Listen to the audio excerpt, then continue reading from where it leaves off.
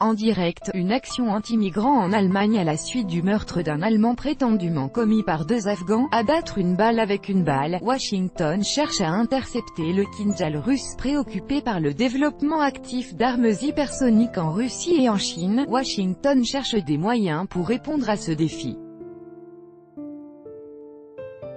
L'Agence américaine pour les projets de recherche avancée de défense, DARPA, propose d'utiliser des intercepteurs à énergie cinétique. À l'occasion de son 60e anniversaire, la DARPA a présenté son programme Glidebreaker pour contrer les armes hypersoniques, y compris les missiles russes Kinjal et des élaborations chinoises. Le programme Glidebreaker a pour objectif d'élargir les capacités de protection des États-Unis contre les armes hypersoniques et toute la classe des menaces hypersoniques, a indiqué la DARPA dans un communiqué. Les concepteurs de ce programme proposent d'abattre les missiles hypersoniques au moyen d'une frappe à énergie cinétique d'un intercepteur, Signal the Drive. En reconnaissant la menace croissante de ce type d'armement, le portail constate que l'idée proposée par les experts américains n'est pas un remède.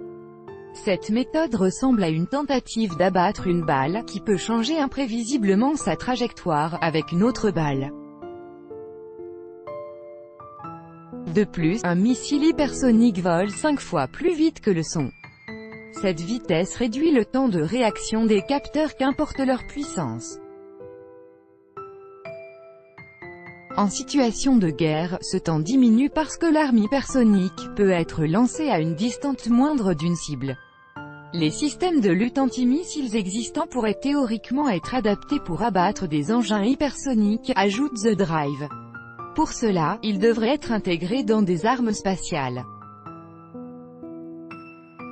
Toutefois, un réseau fiable diversifié de capteurs sera nécessaire pour prévenir d'une attaque hypersonique, surveiller les missiles et lancer précisément les intercepteurs. En dehors de la proposition de la DARPA, un autre projet de défense hypersonique est développé par l'Agence de défense antimissile, Missile Defense Agency, MDA, dont le coût est de près de 700 millions de $.